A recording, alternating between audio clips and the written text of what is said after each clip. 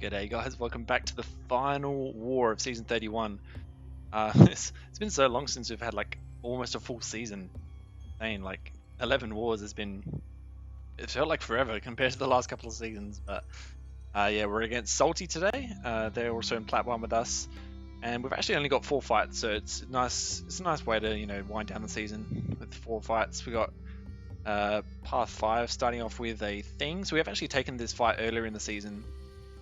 And how long that boost took to activate.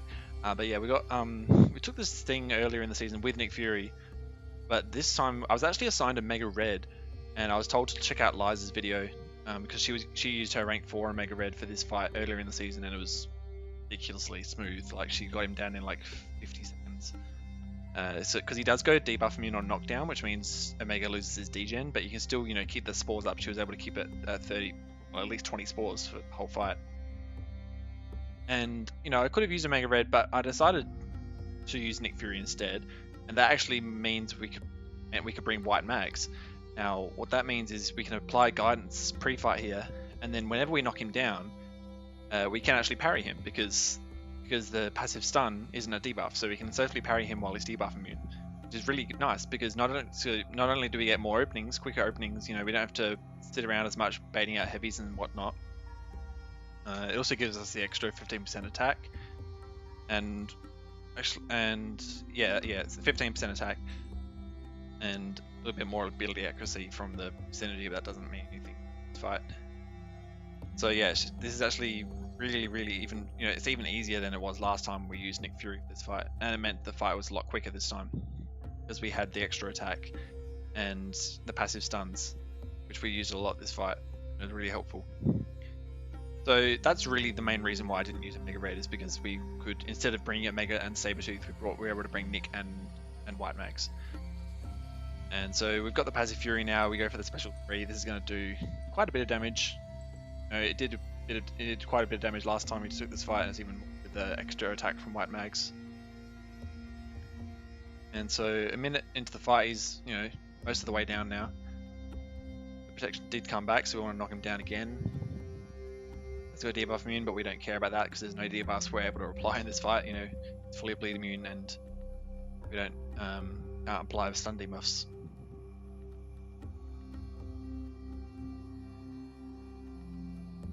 To get the knockdown there, I was really able to get a nice lot of heavy punishes of his special attacks, particularly the special one. Makes it a lot smoother, so you don't have to bait out a parry attack from his dash.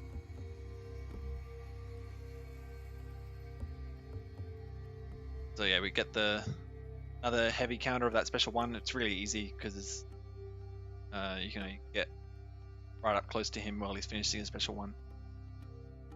And he's up to 12 charges, but we get him down there. Nice medium. So yeah, really smooth start to the fight. It was like a minute shorter than the last time we took this fight because the white mags. Didn't realize how much of a difference it would make. And we did have an invuln from that fight just in case, but we didn't really need it. And we are going to use an invuln here for this next fight, Hitmonkey, which is the next fight on Path 5.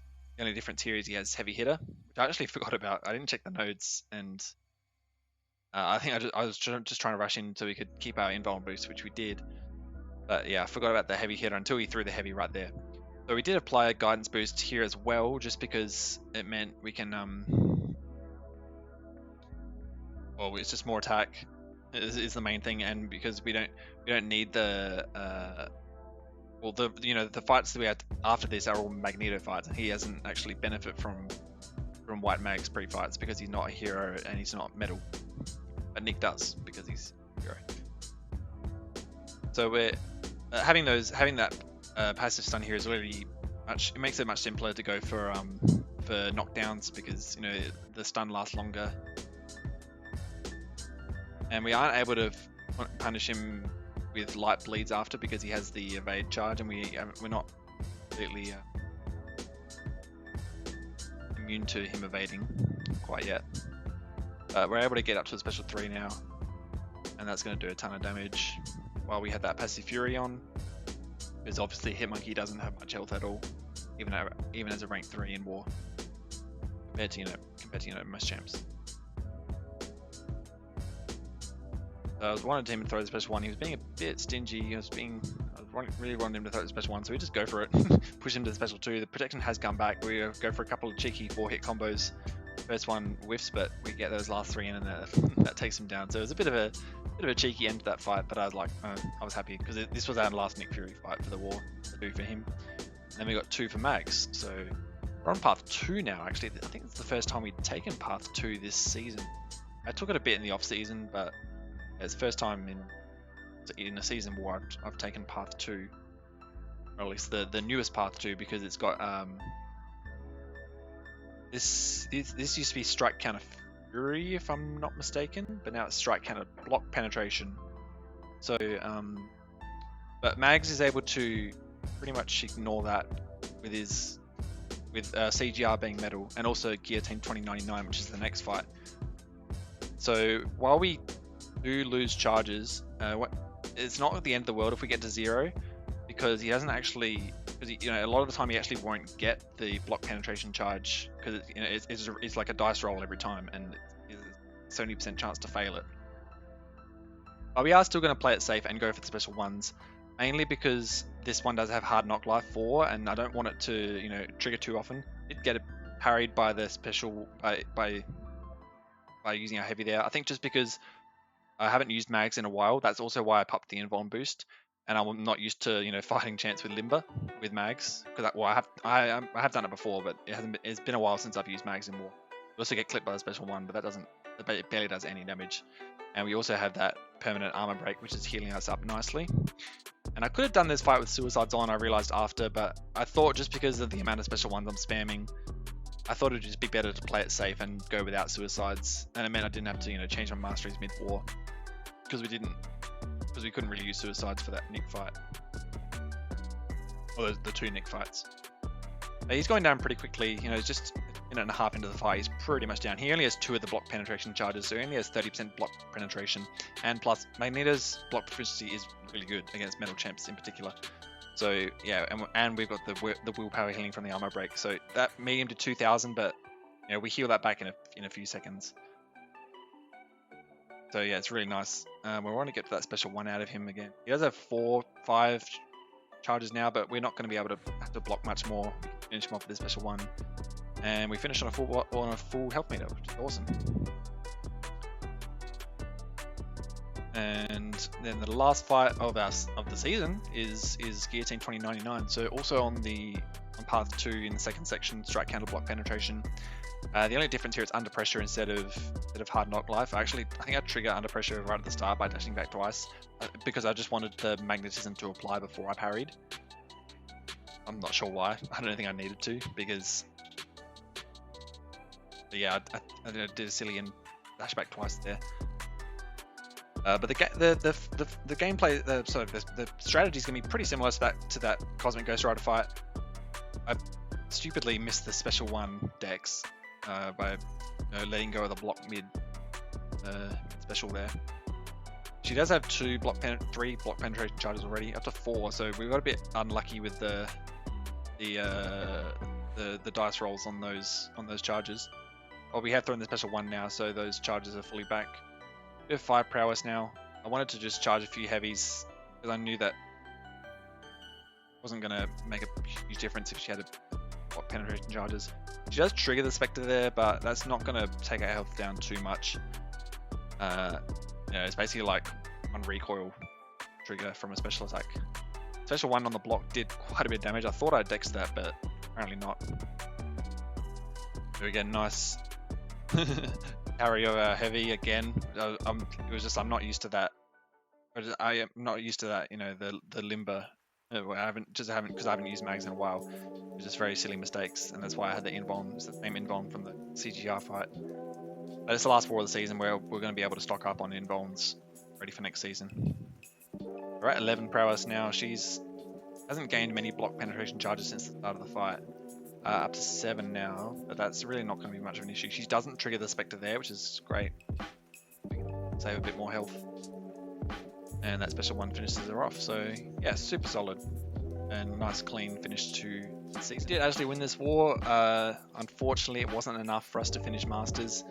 I think when I woke up this morning, we were 8th Then after point dockings, we were 4th overall in Platinum 1, so super close to mine, but fortunately not quite there. But yeah, we had a solid ending. It was quite close actually in the end. Just won by the 3 deaths.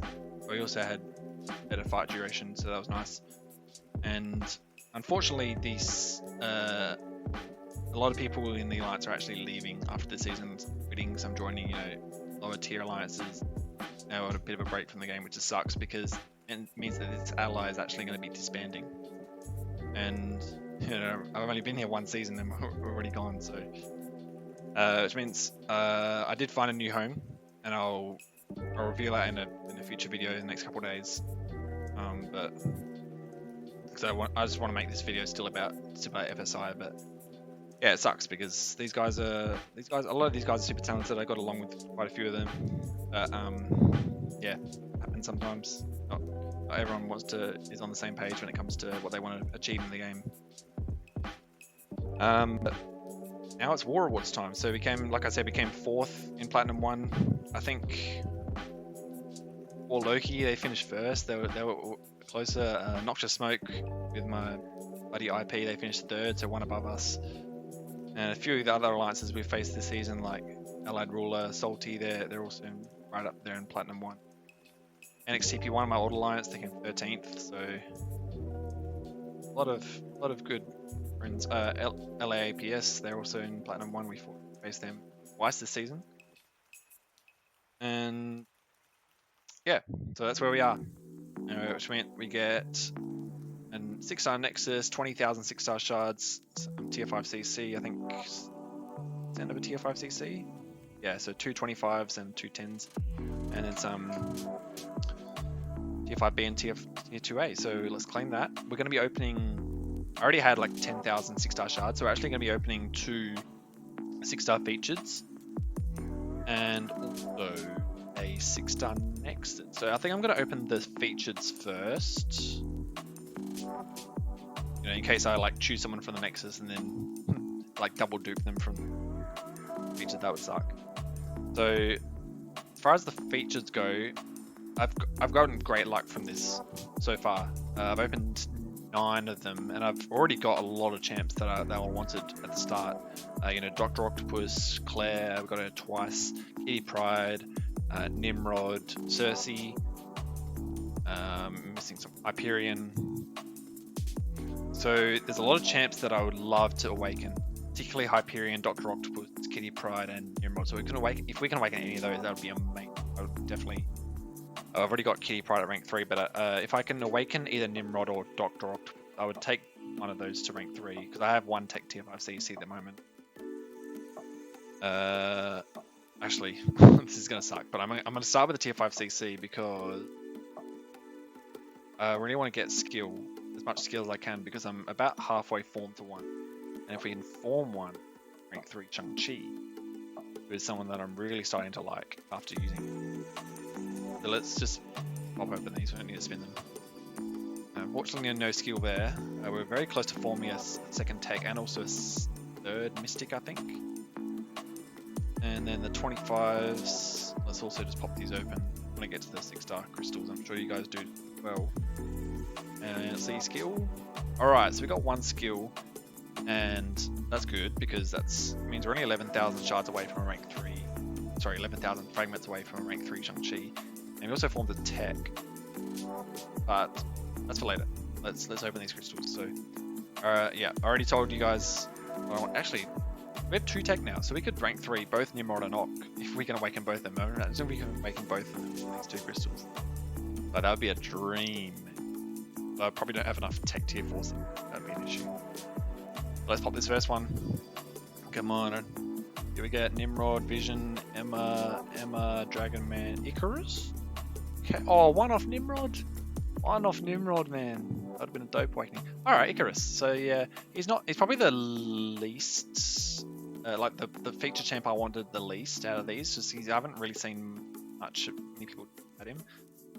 Oh, we got him. We can check him out, see what he's like. Could be a good potential defender, maybe. And then 2nd one, Null would also be a great new champion. It would mean 4 new cosmic champions from Crystal, because Yeah, because yeah, Null's the only cosmic champion we haven't got from this. I think we've got the other 3 cosmics. All right, number 11 of this 6-star featured. Who are we gonna get? Null, Ok. Okay, Icarus, back-to-back Icarus. Okay, I'm not sure how I feel about that. But he's awakened. Well, so that's happened before with Rogue. After a season, I think before I got back-to-back Rogues, which sucked because Rogue's shit. But yeah, that's interesting. That's interesting. I do have a lot of Cosmic Tier 5 CC. I could rank 3 this guy for fun. I did like him in the movie. Let's see. Time an opponent tries to apply an effect on Icarus that he's in. Looks in it. I see reduced.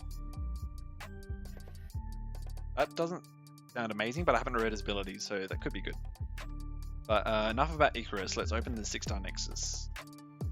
That is the big daddy.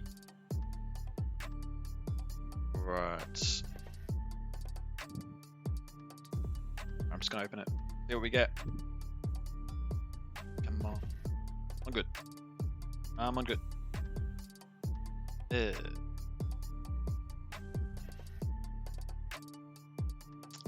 Actually a tough choice. I want to awaken Symbiote Supreme. His awaken ability isn't terrible. And he still does have uses here and there. Marla doesn't have many. It's actually a really tough choice. Definitely not Havoc, that's not an option. Because I'm pretty much about to form another Mystic. I could take this guy to rank 3. Because I know he does have his uses in War Steel. Ugh, this is a tough one. Although I do like new champions. I am a sucker for new champions. I feel like with the Mystics I have, you know, I've Scarlet Witch, I've Doom, I've Claire. Like, I feel like Scarlet Witch she does a lot of what Im can do.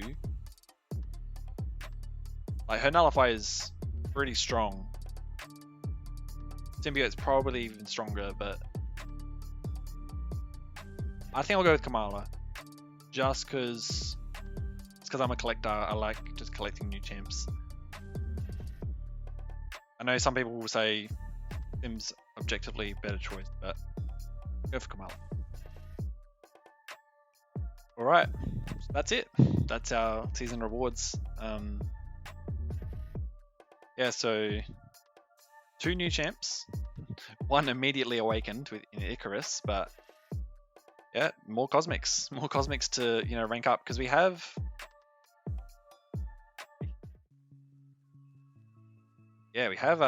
pretty much basically 3 cosmic tier 5 CC, and I definitely want to rank 3 CGR. He's definitely one of those. He's definitely going to take one of those 3 catalysts. But Cersei Icarus, I'm gonna have a read of Icarus, you know, later tonight. See what he's like. Could make a video on him. Just because I haven't really seen much gameplay from him, so it could be interesting. But I have to check him out. But thank you guys for watching. This wasn't the worst season rewards opening. We got 25% of a skill catalyst, which means we're 3/4 of the way to a rank 3 Shang-Chi, which would be awesome.